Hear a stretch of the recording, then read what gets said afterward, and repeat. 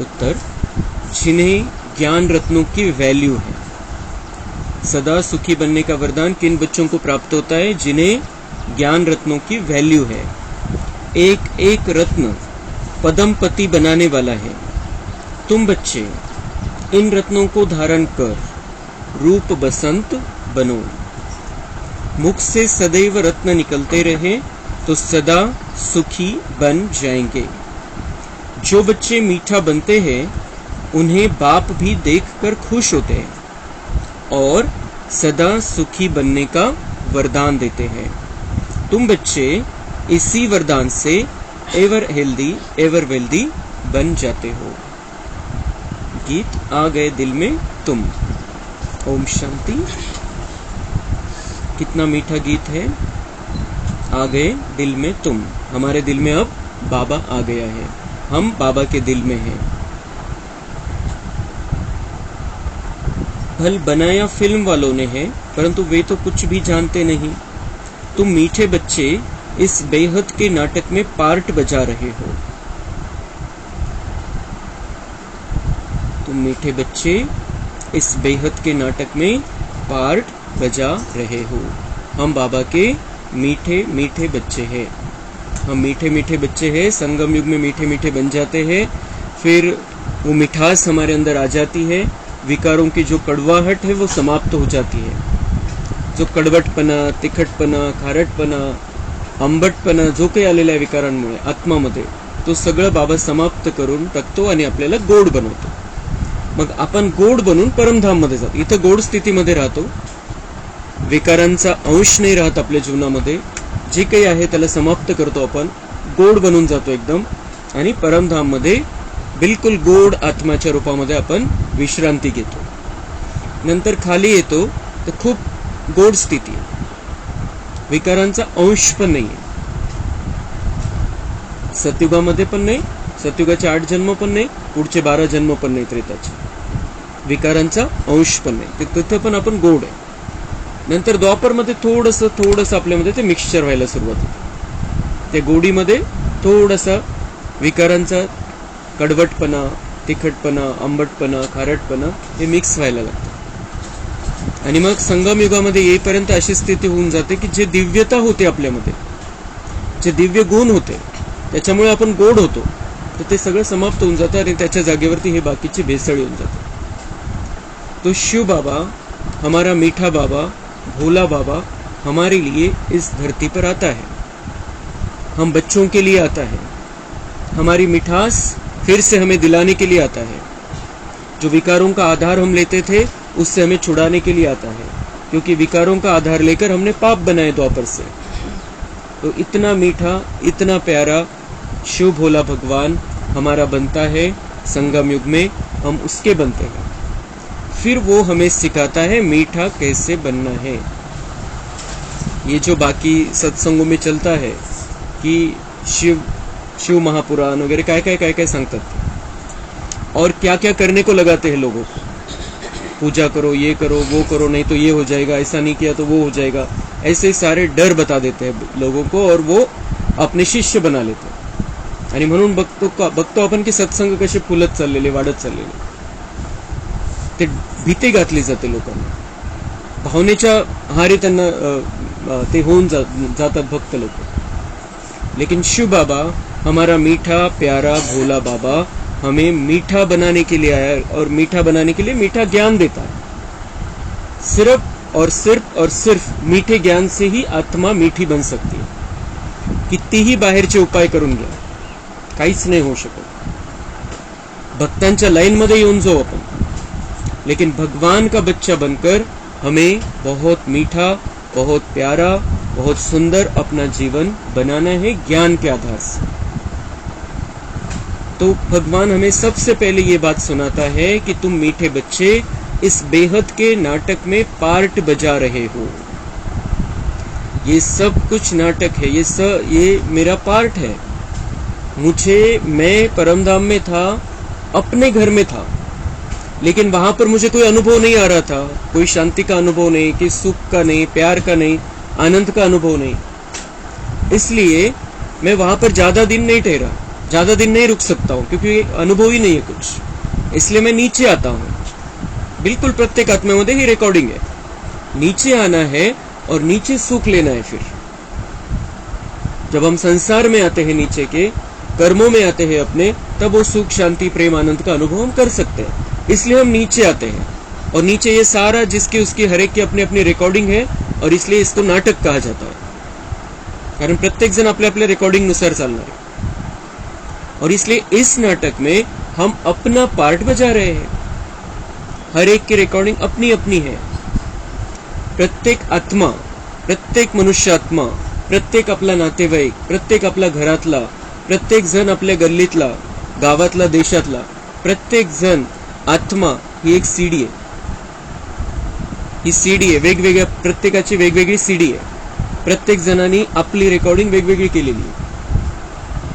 और इसलिए हमें ये पक्का रखना है बुद्धि में कि हर एक अपनी अपनी सीडी, अपना अपना हिसाब किताब, अपनी अपनी रिकॉर्डिंग लेकर आया है। मेरी रिकॉर्डिंग मुझे अब बहुत सही कर लेनी है। मैं शिव बाबा का बच्चा हूं। मैं कोई साधारण उनके जैसा नहीं हूं, साधारण मनुष्य जैसा नहीं हूं जो मेरे बाबा के बच्चे नहीं बने। मैं उनके जैसा नहीं हूं। उनकी रिकॉर्डिंग तो ऐसे ही चलती रहेगी, वैसे ही वो चले जाएंगे परम धाम में और ऐसे ही फिर वो पुरानी दुनिया में आएंगे। लेकिन मेरा इतना ऊंचा, इतना बड़ा, इतना श्रेष्ठ भाग्य है कि भगवान मुझे चुनता है संगम युग में, और संगम युग में मुझे चुनकर मुझे अपना पार्ट, अपना भाग्य लिखने की कलम मेरे हाथ में दे देता है कि बच्चे तुम मेरे बने हो, अब तुम अपने हाथ से अपना भाग्य लिखो। ये जन्म, ये अंतिम जन्म जो है हमारा, वो हिसाब किताब का जन्म है। इसलिए हमें लगता है कि ये तो दुखी जीवन है, हे असं कसं आयुष्य, असं कसं जीवन, पण हे अंतिम समयाचं जीवन है। हिशोब है, आपले मागचे हिशोब है। और हमारी परीक्षाएं भी होती है क्योंकि हमें देवता बनना है। इसलिए हमें ये बिल्कुल क्लियर, बुद्धि में क्लियर रखना है कि मुझे मेरी सीडी अच्छी रिकॉर्ड कर लेनी है। हर एक आत्मा का अपना अपना पार्ट है। नाटक में सबके अपने अपने पार्ट, लेकिन मेरा संगम युग में भी ऊंचा पार्ट है। मैं परम धाम में भी बाबा के नजदीक रहने वाली आत्मा हूँ। ऊंची स्थिति है मेरी, ऊंची लेवल है। और मैं फिर नीचे आऊंगा तो नीचे भी मेरी ऊपर की लेवल है।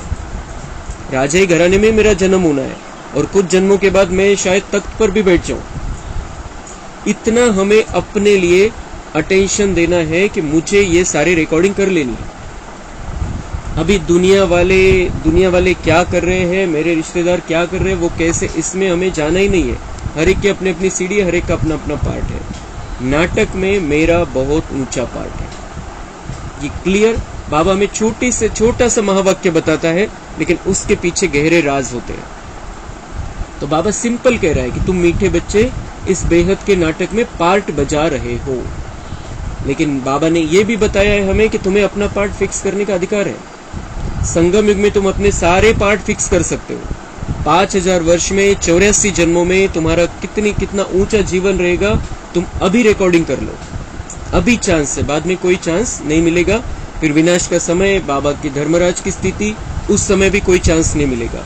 उसके पहले ये जो थोड़ा समय मिला है, उसमें हमें एक सेकंड भी अभी वेस्ट गवाना नहीं है किसी भी एक आत्मा के कारण। हमें अपनी रिकॉर्डिंग बहुत अच्छी कर लेनी है। पूरे आगे के पार्ट हमें फिक्स कर लेने हैं, ऊंचे ते ऊंचे। बेहद के ड्रामा में बेहद का बाप भी अब पार्ट बजा रहे हैं सम्मुख। भगवान का भी इस ड्रामा में पार्ट है। भक्ति मार्ग से शुरू हो जाता है, भावना का भाड़ा देता है भगवान, लेकिन अभी हमारे सामने, हमारे साथ में है। संगम युग में हम उसके साथ में, वो हमारे साथ में, वो हमारे सम्मुख है। उनका भी पार्ट चल रहा है और उस पार्ट में हम साक्षीदार हैं। हम उसको देख रहे हैं, महसूस कर रहे हैं, अनुभव कर रहे हैं। तुम बच्चों को स्वीट बाबा ही नजर आता है। आत्मा इन नैनों से, यानी शरीर के ऑर्गन से एक दो को देखती है। आत्मा भी जो सम्मुख बैठी है वह जानती है, जिसके लिए बाबा कहते हैं स्वीट चिल्ड्रन। बाबा म्हणता है मैं आत्मा को देखता हूँ, आत्मा मनी को देखता हूँ और आत्मा से बात करता हूँ और आत्मा को कहता हूँ मीठे बच्चे। ये जो तुम्हारा शरीर, शरीर के संबंध, शरीर के हिसाब किताब, उस कारण तुम्हारा जो जीवन है उसके लिए मैं तुम्हें मीठे बच्चे नहीं कहता हूं। मीठे बच्चे में तुम आत्मा को देखकर कहता हूं कि तुम ओरिजिनल मीठे हो, तुम्हारे में ये सारी खटास आ गई है, ये सारा कड़वापन आ गया है विकारों के कारण, पांचों ही विकारों के कारण। द्वापर से जो पांचों ही विकारों का जीवन हमने जिया है, उस कारण से ये खटास हमारे में आई है। तो बाबा को हमारी ओरिजिनल स्थिती पता है, आपण ओरिजिनल कोण हे बाबांना माहिती आहे, आणि म्हणून बाबा आपल्या आत्मारूपाला बघून म्हणतो की मीठे बच्चे। मीठे बच्चे शरीर को देखकर नहीं बोलता है, हमारे इस आज के जीवन को देखकर नहीं बोलता है, उसको हमारा ओरिजिनल स्वरूप पता है और उसे पता है हम उसको फिर से प्राप्त कर लेने वाले ड्रामानुसार। और उसी लेवल पर पहुंचने के लिए, फिर से रियल में मीठा बच्चा बनने के लिए बाबा हमें कुछ युक्तियां बताता है, मार्गदर्शन करता है, ताकत देता है। बाबा कहते हैं मैं सब बच्चों को बहुत स्वीट बनाने आया हूं, माया ने तुमको बहुत कड़वा बना दिया है, मैं सबको मीठा बनाने आया। किसको? बच्चों को। जो उसके बच्चे बनते वही मीठे बनने वाले हैं, दुनिया वाले थोड़ी मीठे बने। उनको उनके अंदर वो कड़वाहट वैसी रहेगी, सिर्फ उनके जो हिसाब किताब है वो बाबा सजा देकर खत्म कर देगा और उसी स्थिति में कोई मीठे बनकर परम धाम में नहीं जाएंगे। ती जी ऍक्च्युअल आपण जसे बनणार आहे तसे ते नाही बनणार, त्यांचे संस्कार थोडी परिवर्तन होणार आहे। सजा खाऊन पाप नष्ट होतील, पण ते संस्कार दबलेल्या स्थितीमध्ये परमधाम मध्ये राहतील। भले तिथं ते विकारांचे व्हायब्रेशन त्यांच्यातून निघणार नाही, कडवटपना निघणार नहीं, काहीच होणार नहीं, पर जब वो नीचे आएंगे, पवित्र धाम में रहकर आते हैं, इसलिए शुरुआत का जीवन अच्छा चलता है उनका, बिना विकारों का चलता है, सतो प्रधान अवस्था में रहते हैं। फिर धीरे धीरे उनके जो संस्कार, जो कलयुग में उनके संस्कार थे, वो भी जागृत होना चालू हो जाते हैं। इसलिए हम जो बाबा के बच्चे हैं बहुत विशेष बच्चे हैं, बहुत स्पेशल बच्चे हैं। हम मीठे बन जाते हैं और वो मिठास ही हमारे जीवन में चलती है। सतयुग में, त्रेता युग में वो मिठास ही चलती है। फिर द्वापर में भी इतने कड़वे तो हो नहीं जाते, हम थोड़े थोड़े यायला लगते, तो वो मिठास द्वापर में भी हमारे अंदर है, थोड़ा सा काहीतरी मिक्सिंग। कलयुग के अंत समय में आते आते फिर वो जो एक दो जन्म है हमारे, थोड़ा ज्यादा हो जाता है, विकारों का जो प्रभाव होता है थोड़ा ज्यादा हो जाता है, क्योंकि आत्मा कमजोर होती जाती है। इतने 5000 साल से नीचे है, नाटक में पार्ट बजा रहे, घर में जाके आराम नहीं किया है, तो इसलिए आत्मा कमजोर हो जाती है, इसलिए ज्यादा विकारों का प्रभाव हो जाता है। फिर से बाबा हमें आकर मीठा बनाने के लिए राजयोग सिखाता है कि अब मुझे पकड़ो, मुझे याद करो, मेरे से शक्ति लो और अपने विकारों का खात्मा कर दो, फिर से मीठे बन जाओ। ये जो सिस्टम है, ये जो स्कीम है मीठा बनाने की, ये सिर्फ बाबा के पास है और सिर्फ हम बच्चों के लिए। ही योजना दुसऱ्यांना लागूच होत नाही। जोपर्यंत ते बाबांचे बनत नाही, पात्रतेचे निकष है कि वो बाबा के बन जाए, बाबा को पहचान ले, बाबा के ज्ञान रत्न सुने, तो वो मीठे बन जाएंगे, उनके अंदर के विकारों की कड़वाहट समाप्त हो जाएगी। और मीठा बनना मतलब देवता बन जाना, तो वो उनके लिए योजना है ही नहीं जब तक वो बाबा का बनकर नहीं रहते। यह बाप ही आकर समझाते हैं तुम कितने स्वीट थे। बरोबर, तुम जब मंदिरों में जाते हो तो देवताओं को कितना स्वीट समझते हो, देवताओं को कितनी मीठी नजर से देखते हो। कहाँ मंदिर खुले तो स्वीट देवताओं का दर्शन करें। बाबा म्हणता है ये तुम्हारे यादगार मंदिर, जब तुम जाते थे मंदिर में, या अभी भी जाते हैं हम, अभी भी कुछ देवता की मूर्ति देखते हैं तो मिठास हमें महसूस होती है कि कितने मीठे हैं। आपण ती कल्पनाच नाही करू शकत त्या मूर्तीकडे बघून की हे क्रोध करत असतील, यांना मोह असेल, यांना लोभ असेल, यांना अहंकार असेल, हे कामविकारामध्ये असेल। बिल्कुल आपण त्या मूर्तीकडे बघून ती कल्पना सुद्धा नहीं करू शकत, क्योंकि वो हमारा यादगार है जो हम संगम युग में बने थे। तो वो स्थिति बाबा फिर से हमारे जीवन में लेकर आया है। बहुत बड़ा भाग्य है हमारा, बहुत ऊंचा भाग्य है। बनावट तो भल पत्थर की है, परंतु समझते हैं यह स्वीट होकर गए। बाबा म्हणते दगडाच्या मूर्त्या आहेत त्या, पण समजतात, बुद्धीमध्ये क्लियर है कि ये मीठे होकर गए हैं। शिव के मंदिर में जाते हैं, वो भी बहुत स्वीटेस्ट है, और मीठे से मीठा तो हमारा शिव बाबा है। जरूर होकर गए हैं स्वीटेस्ट ते स्वीटेस्ट, मीठे से मीठा बाप जरूर भारत में ही आया होगा। मंदिरों में जो भी है वो सब होकर गए हैं। मंदिरों में जो भी है वो सब होकर गए हैं।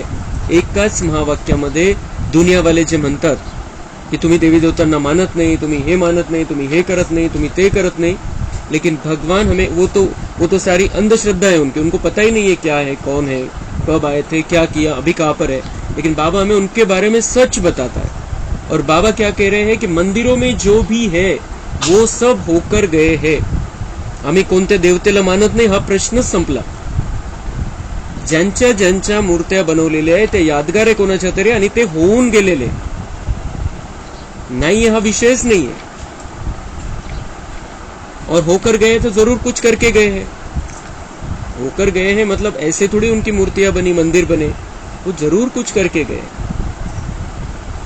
स्वीटेस्ट बाप को जानने वाले बच्चे ही होंगे, फिर उन्होंने कुछ किया है, कुछ अच्छा किया है, उनका यादगार मंदिर बना है, इसका मतलब वो मीठे से मीठे बाबा को जानने वाले बच्चे होंगे, इसलिए इतनी दिव्यता उनके अंदर आई। तो जरूर कहेंगे निराकार परमपिता सबसे स्वीटेस्ट है, क्योंकि वो स्वीट बनाता है, सबको स्वीट बनाता है, सबको मीठा बनाता है, इसलिए मीठा बनाने वाला सबसे मीठा ही है। मीठे से मीठा हमारा शिव बाबा है।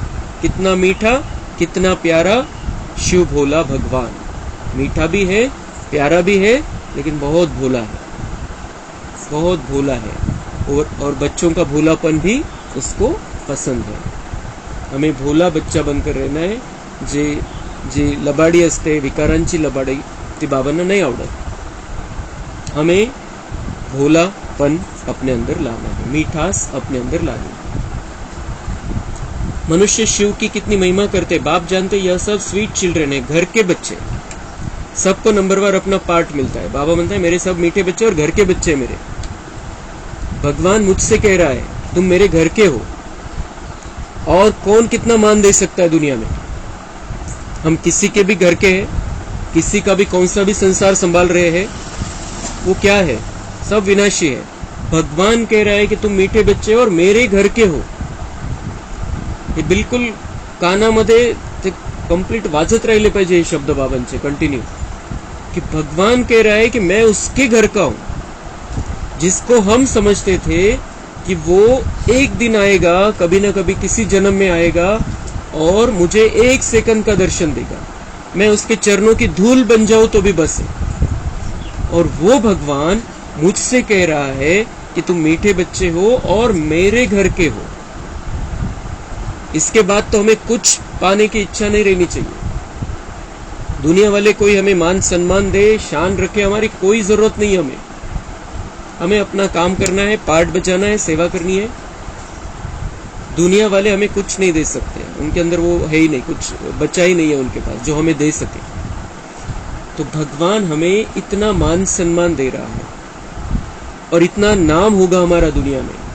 भगवान कहता है कि मैं तो दिखाई नहीं दूंगा, आगे चल के तुम दिखाई दोगे लोगों को, तुम्हारे द्वारा मैं प्रत्यक्ष होने वाला हूं, तो हमारा ही नाम होने वाला है। शिव बाबा का नाम भले ही होगा, लेकिन वो तो दिखाई नहीं देगा, सामने तो हम ही दिखेंगे। तो हमारा वो ऑटोमेटिक होने वाला है। और हमने इधर कुछ किया तो हमें लगता है हमारा नाम होना चाहिए, हमारा मान होना चाहिए, हमारी शान रहनी चाहिए। भगवान ऊंचे ते ऊंचा भगवान वो हमें कह रहा है कि तुम मेरे घर के हो, तुम मेरे घर के हो।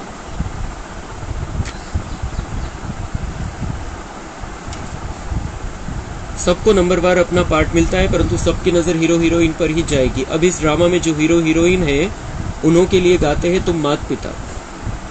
अभी तुम बच्चे जानते हो उस माता पिता के हम सम्मुख बैठे हैं, दुनिया के सम्मुख तो नहीं है, यह है गुप्त। बाबा बोलते हैं सबको नंबरवार पार्ट है, लेकिन नजर किस पर जाती है, जो इनको हीरो हीरोइन का पार्ट मिला है। और इस दुनिया में जो ड्रामा चलता है उसमें हीरो हीरोइन है हमारा शिव बाबा, माता पिता है। हीरो हीरोइन मतलब माता पिता है। और फिर जब सतयुग स्टार्ट होगा उसके मेन हीरो हीरोइन है लक्ष्मी नारायण।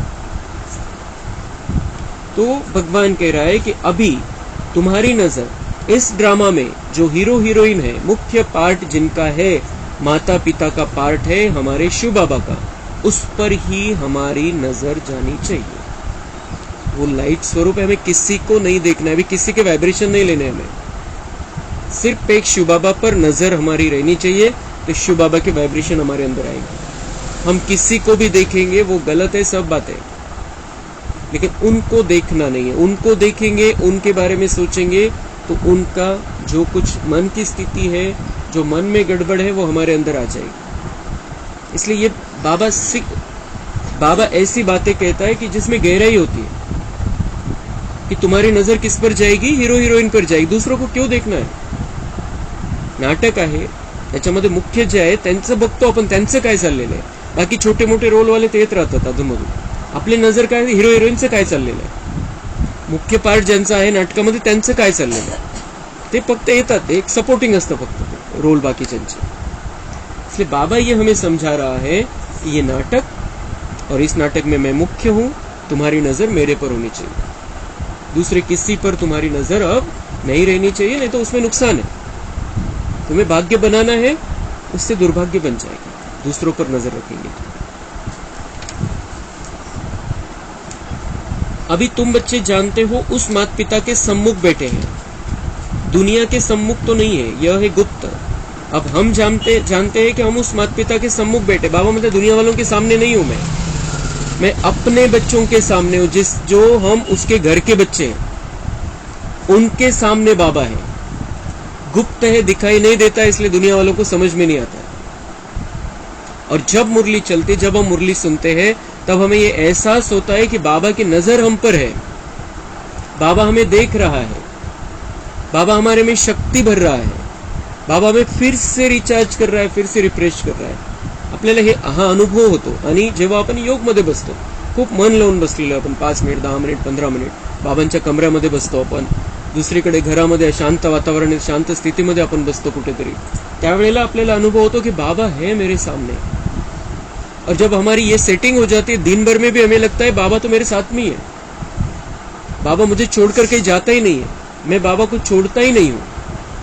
तो बाबा म्हणता ये मैं बच्चों के सामने, अपने बच्चों के सामने सम्मुख हूं, दुनिया वालों के सामने नहीं हूं मैं। तो आहे, त्याची किरण आहे, पण त्यांना स्वीकार करण्याची क्षमता नाहीये त्यांच्यामध्ये, त्यांची ती डिश जी आहे दुसऱ्या दिशेला आहे। तो बाबा से कितने भी वो आ रहे हैं, तो वो जो सैटेलाइट से, बाबा एक सैटेलाइट है, उससे जो वो किरणें आती है, वो किरणों को वो रिसीव ही नहीं कर पा रहे दुनिया वाले, क्योंकि उन्हें पता ही नहीं है, त्यांची दिशा चुकलेली है, दूसरीकडेच भरकटलेले। लेकिन जो मीठे बाबा का मीठा बच्चा बनकर रहता है, उनको बाबा से ये अनुभूति आती है कि वो उनके सामने है और साथ दे रहा है, साथ चल रहा है।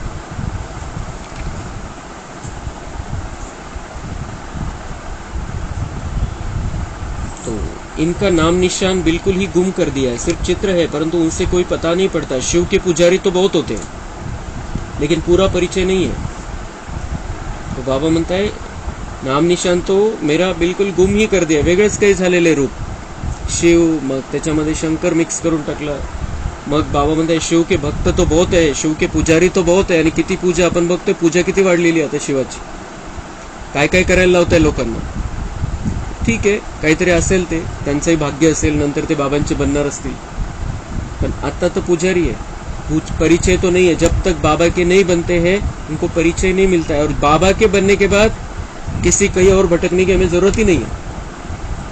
एक बाबा मिला, सब कुछ मिला, और वो शिव बाबा मीठे से मीठा है, ऊंचे से ऊंचा है, और हमको स्वीट देवता बनाने के लिए आया है। इस समय तुम बच्चों के सिवाय कोई भी स्वीट नहीं है। स्वीटेस्ट बाप न आए तो यह पति दुनिया पावन कैसे बने। इस समय तुम बच्चों के सिवाय कोई भी स्वीट नहीं है। भल अपने को शिवोहम भगवान कहते रहते हैं, लेकिन भगवान तो इतना स्वीटेस्ट है, वह तो परमधाम में रहने वाला है। तुम फिर इस पतित दुनिया में कैसे कहते हो शिवोहम। हम भगवान हैं, भगवान तो रचयिता पतित पावन है, भगवान को सभी भक्त याद करते हैं। ऐसे नहीं, सब भक्त भगवान हैं, निराकार शिव को ही स्वीटेस्ट कहेंगे, स्वीटेस्ट बाबा द्वारा ही स्वीटेस्ट स्वर्ग में जाएंगे। यह डिनाइस्टी रची जा रही है। स्वीटेस्ट बाबा हमको मोस्ट बिलीवेड स्वीट बना रहे हैं, जो जैसा होगा ऐसा बनाएगा ना। कहते मैं निराकार हूँ, तुम आत्माएं भी निराकार हो। शिव के मंदिर में शिवलिंग की पूजा होती है ना, यज्ञ रचते हैं तो सालिग्राम और शिव बनाते हैं, उनकी पूजा करते हैं। तो बाबा म्हणता है कि मीठे से मीठा शिव बाबा तुम्हें मैं अपने जैसा बना रहा हूँ, और तुम्हारे जैसा मीठा इस दुनिया में कोई भी नहीं। भले अपने को शिवोहम कहे, अपने को भगवान कहे, अपने को भगवान का रूप कहे, अपने को गुरु कह ले, पंडित कह ले, अपने आप को आचार्य कह ले, लेकिन बाबा म्हणता है तुम्हारे जैसा मीठा कोई भी नहीं। तो भले थोड़ी बहुत धूल है हमारे ऊपर चढ़ी हुई, लेकिन हमारी वो जो मिठास है, वो मिठास अंदर जागृत हो रही है। वो मीठापन हमारे अंदर, वो जो पहला वाला मीठापन है वो फिर से आ रहा है। वो थोड़ी सी जो धूल है वो हमें हटा देंगे बस। और उसके लिए भी एक बाबा से कनेक्शन। वो एक बाबा मीठे से मीठा है, हमको मीठा ही बनाता है, और इसीलिए हम मीठे बन जाते हैं। इसलिए यज्ञ के समय शिवलिंग की भी पूजा होती है और सालिग्रामों की भी पूजा होती है, जो हमारा यादगार है।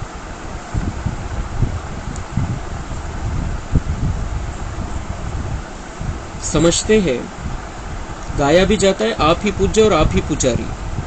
फिर कहते हैं सब भगवान है, आप ही पूज्य और आप ही पुजारी। भगवान ही पूज्य है और भगवान ही पुजारी भी बनता है। कितने मोटा अपमान है। फिर वो कहते हैं सब भगवान है, पुनः अपमान। समझते हैं भगवान ही पूज्य था, भगवान ही पुजारी बनता है। इसको उल्टी गंगा कहा जाता है। बाबा मुरली से सुल्टी गंगा हमारे लिए लेकर आए हैं, ज्ञान की सुल्टी गंगा। लेकिन ये उल्टी गंगा बहाते हैं दुनिया में। मागच्या वेळेला उल्टी गंगा शब्द बाबांनी वापरला होता, मागच्या आठवड्यामध्ये आत्मा सो परमात्मा कह देते, ये है उल्टी गंगा। आज बाबा कह रहे आप ही पूज्य आप ही पुजारी, भगवान ही पूज्य भगवान ही पुजारी, ये है उल्टी गंगा।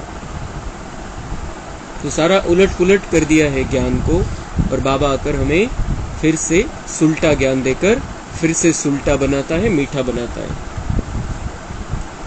बाप को तो सब बुलाते हैं, भगवान, हे पतित पावन, हे रहम दिल। पुकारना माना आवाहन करना। भक्ति मार्ग में आधा कल्प भक्त लोग आवाहन करते हैं, स्वर्ग में तो तुम मालिक होंगे। बाप कहते हैं तुमको बहुत स्वीटेस्ट बना रहा हूँ। गॉड फादर कितना मीठा कितना प्यारा शिव भोला भगवान है, शंकर का तो नाम ही नहीं डालेंगे। कितना मीठा कितना प्यारा शिव भोला भगवान। बाबा म्हणते शंकर तो लगता है, शंकर का तो वो जो दिखाया गया है, उसका रूप रंग चेहरा जो चारित्र दिखाया गया है, उसमें ये तो फिट ही नहीं बैठती है बात। कितना मीठा कितना प्यारा शिव भोला भगवान। एकीकडे शिवानी शंकराला त्यांनी एकत्र केलं, त्याचं रूप त्याची ती कहाणी ती वेगळीच दाखवली। स्वतःच्या मुलाचं शिर जो कट करून टाकू शकतो असा तो रागीट, असा तो दाखवलेला आहे। त्याच्या मागे रहस्य ते दाखवण्यामागे, कहाणी दाखवण्यामागे। पण बाबा म्हणताय ये जो उन्होंने शिव और शंकर को एक कर दिया, शिव भोला भगवान मीठा भगवान, उसकी शंकर से तो तुलना हो ही नहीं सकती। दोनों अलग अलग है, दोनों का पार्ट अलग अलग है। शिव निराकार, शंकर आकार, दोनों को मिलाना तो गलत है ना। मनुष्य कोई के भी मंदिर में जाएंगे तो पूजा एक ही निराकार की करेंगे। कोई के भी मंदिर में जाएंगे तो पूजा एक ही निराकार की, ते त्यालाच परमेश्वर मानतील एखाद्या वेळेस, पण बुद्धीमध्ये असते ये ऊपरवाला आहे, त्याचंच रूप आहे, हे त्याचंच रूप आहे।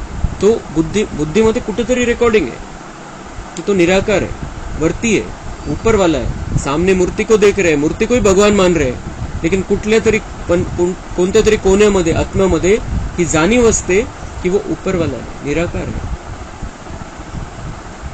तो पूजा एक ही निराकार की करेंगे, सबको मिला देते हैं।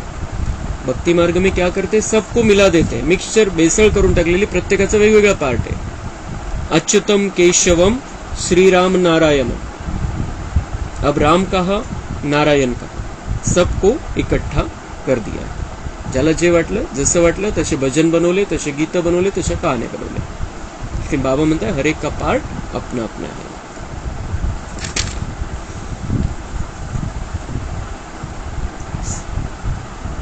ज्ञान सूर्य प्रगटा, अज्ञान अंधेर विनाश। अंधियारी रात होती है, मनुष्य समझते इससे भी अजून अंधियारा होगा, यह है ही घोर अंधियारा। मनुष्य नहीं जानते।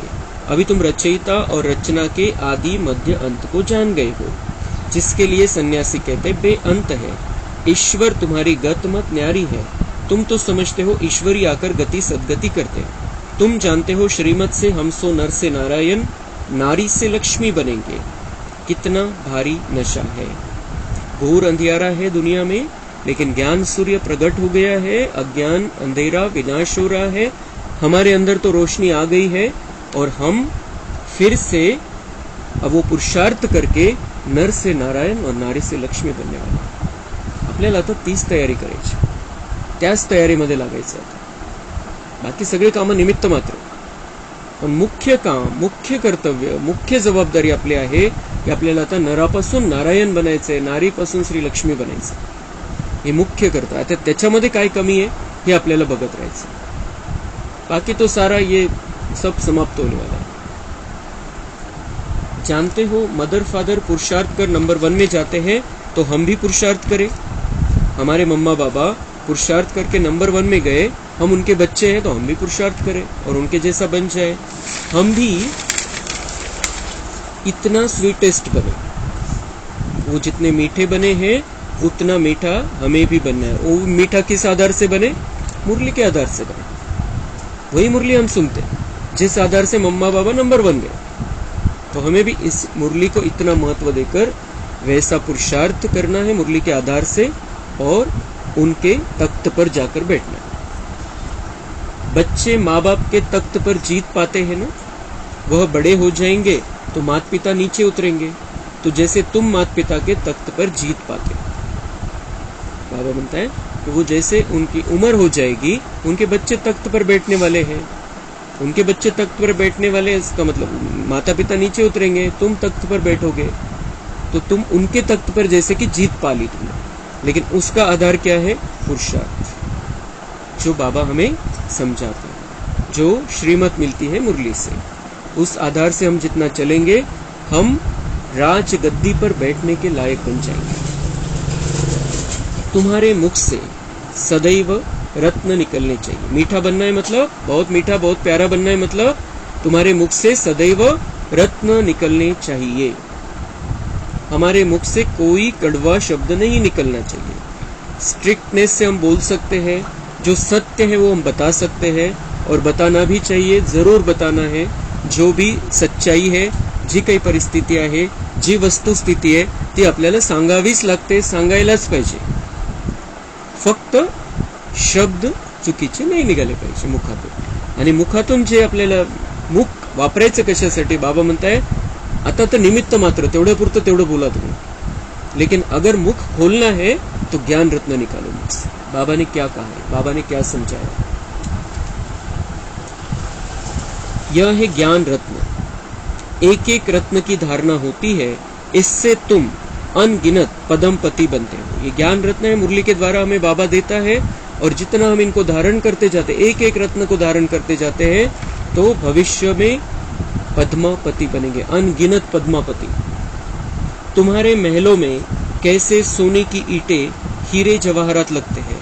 बड़े सुखी रहेंगे, एवर हेल्दी एवर वेल्दी बनेंगे. यह जैसे बाबा वरदान देते हैं, जितना मीठा बनेंगे उतना बाप खुश होगा. बाबा खुश होगा तो वर्षा भी बहुत मिलेगा हमें. तो बाबा को खुश करने के लिए क्या, ऐसे तो बाबा खुश ही रहता है सदा, लेकिन स्पेशल खुशी उसे होगी हमें देखकर, क्योंकि हम उसके घर के बच्चे हैं. बच्चा अगर कुछ अच्छा करता है तो माता पिता को अच्छा लगता है. तो ऐसे ही हमारा वो माता पिता है, हम उसके घर के बच्चे हैं, तो भले ही सदा खुश रहता है, नाराज नहीं रहता है, लेकिन फिर भी अगर हम बहुत अच्छा करेंगे, कुछ अच्छा करके दिखाएंगे तो उसको स्पेशल खुशी तो होगी, हमारे लिए स्पेशल. तो हमें बाबा को खुश करना है. कहते हैं जाओ, जाकर मनुष्य से देवता बनाने की सेवा करो.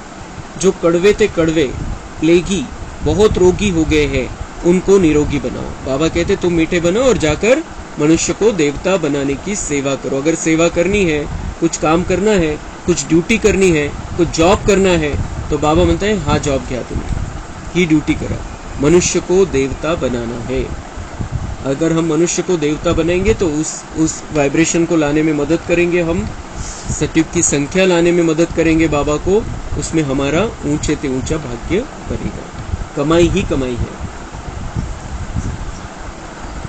तो बाबा म्हणता है सगळे कडवे झालेले, प्लेग सारखे, जसं प्लेग हा रोग होता, खूप भयानक रोग होता, इलाज नव्हता त्याला काही, तर असे रोगी झालेले, असे विकारी पतित झालेले, बाबा म्हणता है उनको भी देवता बनाओ, तुम्हारे अंदर वो कैपेसिटी है। श्री कृष्ण को महात्मा योगेश्वर कहते हैं। उनका जब राज्य था तब एवरेज आयु 150 वर्ष थी। अब रोगी बन गए हैं, हिसाब तो है ना, परंतु मनुष्य जानते नहीं।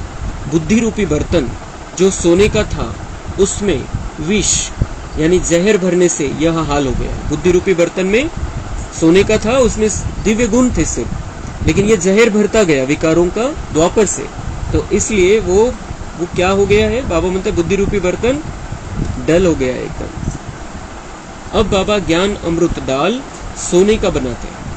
अब बाबा उसी हमारे बुद्धि में ज्ञान का अमृत डालकर फिर से उसको सोने जैसा बना रहे हैं। हमें अभी कोई कचरा उसमें रखना नहीं है।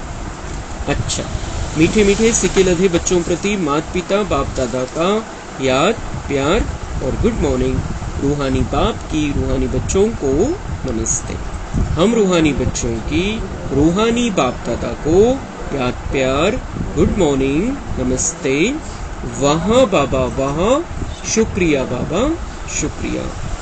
और ये जो शुक्रिया हम रोज करते हैं बाबा की, बहुत दिल से शुक्रिया निकलनी चाहिए। इतना मीठा ज्ञान, इतना सुंदर ज्ञान, इतनी सुंदर समझानी, इतना अच्छा मार्गदर्शन, इतने सारे शक्तिशाली वाइब्रेशन कहीं पर भी हमें नहीं मिल सकते। इसलिए बाबा को बहुत प्यार से, बहुत भावना से हमें थैंक यू बोलना है, शुक्रिया बोलना है, धन्यवाद करना है उसका। क्योंकि हम ऐसे बोल देते ते रेग्युलर झालेले रोजचं म्हणून ती भावना नाही निर्माण होत। ज्यावेळेला आपण शुक्रिया करतोय बाबांना, त्यावेळेला ती भावना निर्माण झाली पाहिजे कि बाबा ने मुझे आज कितनी अच्छी बातें बताई, मुझे बहुत काम में आने वाली है। तो दिल से शुक्रिया करना है बाबा का। धारणा के लिए मुख्य सार है, बाप समान स्वीटेस्ट बनना है, मुख से कभी कड़वे वचन नहीं निकालने हैं, सदैव मीठा बोलना है। बाप हमको जो अमूल्य ज्ञान रत्न दे रहे हैं उनकी वैल्यू को समझ अच्छी रीति धारण करना है। तो मुख से कड़वे वचन नहीं निकालने हैं, सदैव मीठा बोलना है, पण ती गोड वरचं गोड नाही, वरची गोडी नहीं पाहिजे आपल्याला। दुनिया वाले भी कहते हैं मीठी छुरी बन जाओ और गला काटते रहो, कई चांस है तुम्हारा, लेकिन हमें ऐसा मीठा नहीं बनना है। हमें मिठास वो अंदर लानी है, दिव्य गुणों की मिठास लानी है, विकारों की कड़वाहट खत्म करनी है। वो ऑटोमेटिक हम मीठे बन जाएंगे, हमारे बोल ऑटोमेटिक मीठे आएंगे। हमें ऊपर काम नहीं करना है की तोंडाने गोडच बोलायचंय, चांगलंच बोलायचंय, तसं नाही। मध्ये गोडी आणायची आपल्याला, ही ज्ञानामुळे मध्ये गोडी येते।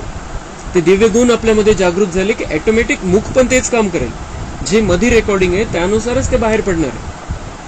तो इसलिए अंदर हमें वर्क करना है, अंदर काम करना है, अंदर हमें हमारी जो दिव्य गुण है उनको जागृत स्थिति में रखना है, तो ऑटोमेटिक मीठे बन जाएंगे, मीठे बोल ही निकलेंगे हमारे द्वारा। और कभी हम स्ट्रिक्ट बोले भी लेकिन अंदर मिठास है तो उसका उनका किसी के सामने वाले को कोई उसका गलत नहीं लगेगा कुछ, क्योंकि अंदर मिठास है, भावना बहुत शुद्ध है, भावना बहुत अच्छी है।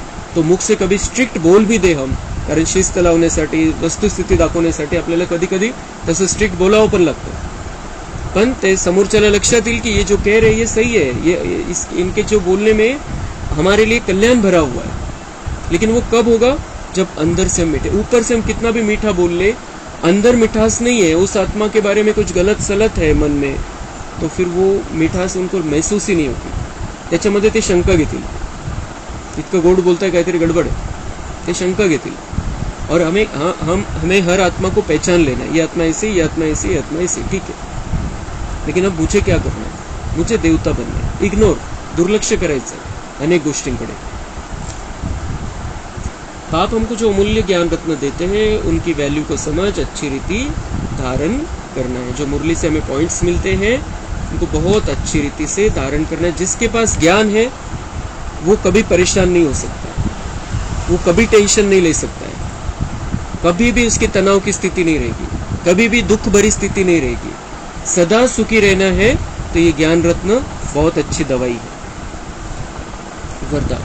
अपने हर्षित चेहरे द्वारा प्रभु पसंद बनने वाले खुशियों के खजाने से संपन्न भव। बाप दादा ने ब्राह्मण जन्म होते ही सबको खुशी का बड़े से बड़ा खजाना दिया है। यह ब्राह्मण जन्म की गिफ्ट है। बाप दादा हर बच्चे का चेहरा सदा खुश देखना चाहते हैं. बाबांना पसंत नाही आपण उदास राहणं, निराश राहणं, म्हणून एवढं सगळं समजवत होतो. इतकं प्रेम करतो तो आपल्यावरती, त्याला बिलकुल आवडत नाही. आपल्या चेहऱ्यावरती बिलकुल टेन्शन आहे, खूप ओझं आहे, दुनियाभरचं ओझं घेतलेलं आहे, असा चेहरा असतो कधी कधी. ये बाबा, हम उसके घर के बच्चे हैं, वो नहीं चाहता है कि हम उदास रहें. उसके घर के बच्चे बनने के बाद भी अगर हम उदास रहते हैं, निराश रहते हैं, टेंशन में रहते हैं, इसका मतलब घर के बाहर जाकर बैठ गए, घर में नहीं है. सदा हर्षित चीयरफुल चेहरा ही प्रभु पसंद है और हर एक को भी वही पसंद आता है. सदा खुश रहने के लिए यही गीत गाते रहो. कौन सा गीत गाना है? सदा खुश रहना है तो पाना था वो पा लिया, काम क्या बाकी रहा. जो पाना था पा लिया, भगवान मिल गया. अभी उससे बड़ा तो कोई नहीं, कोई प्राप्ति नहीं उससे अच्छी. इतना मीठा, इतना प्यारा, इतना प्यार करता है हमसे, निस्वार्थ प्यार करता है, वो भगवान मिल गया. दुनिया का सबसे शक्तिशाली वो व्यक्ति है, वस्तु है, वो दुनिया की सबसे शक्तिशाली चीज है, वो हमें मिल गई. अब क्या चाहिए? और कौन क्या दे सकता है दुनिया में? त्यांच्याकडे ज्यांच्याकडे ते नाहीच, आपण त्यांच्याकडून अपेक्षा करतोय. दुनिया वालों के पास प्यार रहा ही नहीं है, निस्वार्थ प्यार, स्वार्थ वाला प्यार. और हम चाहते कि वो हमसे प्यार करे, बहुत अच्छे से बात करे, नहीं है उनके अंदर. डिस्चार्ज बैटरी है सब. और बाबा पावर हाउस है. उस पावर हाउस से कनेक्शन जोड़कर जितना प्यार चाहिए उतना ले सकते हैं, जितना सुख चाहिए उतना ले सकते हैं, जितनी खुशी चाहिए उतनी ले सकते हैं. तो बाबा मिला, सब कुछ मिला. पाना था पा लिया. अभी किसी से कुछ नहीं चाहिए हमको, और नहीं देते तो दुखी होते हैं, निराश होते हैं. वो जीवन हमारा नहीं है. अभी संगम है. नशे से कहो कि हम खुश नहीं रहेंगे तो कौन रहेगा, हम खुश नहीं रहेंगे तो कौन रहेगा. बाबा म्हणता है कि बाहर से दुख देने वाले बहुत है और सब दुख देने वाली है, ऐसे ही समझो. लेकिन तुम्हें अंदर से खुश रहना है. और मैं खुश नहीं रहूंगा तो कौन रहूं? भगवान के घर का बच्चा हूं. कितना बड़ा नशे का स्वमान है कि मैं भगवान के घर का बच्चा हूं, और मैं खुश नहीं रहूंगा तो कौन रहूंगा, कौन रहेगा फिर? स्लोगन है, निराकारी निरंकारी स्थिति में स्थित रहकर विश्व को प्रकाशित करने वाले ही चैतन्य दीपक है. तो निराकारी निरंकारी स्थिति में स्थित रहना है और विश्व को प्रकाशित करना है. आत्मिक लाइट हमारी बढ़ती जानी चाहिए, ज्ञान की रोशनी बढ़ती जानी चाहिए. विश्व फिर से प्रकाशित हो जाएगा, अंधेरा खत्म हो जाएगा. यहाँ पर कलयुग में अंधेरा कायम है, लेकिन हम बाबा के बच्चे हैं. हर एक बच्चा टिमटिमाता हुआ दीपक है और हम इस दुनिया को फिर से रोशन करने वाले हैं, यहाँ का अंधेरा मिटाने वाले हैं. माया चाहती है कि ये ऐसे ही चलता रहे, और इसलिए वो आती है हमारे पास. उन विकारों को यूज करने जैसी परिस्थिति आती है, लेकिन हमें अंधकार में नहीं रहना है, ज्ञान की रोशनी में रहना है. और माया दुश्मन को उसका साथ नहीं लेना है बिल्कुल, किसी भी परिस्थिति में. और दुनिया को रोशन करना है. दुनिया के अच्छे दिन लाने वाले हम बच्चे. अच्छा, ओम शांति. कम बोलो, धीरे बोलो.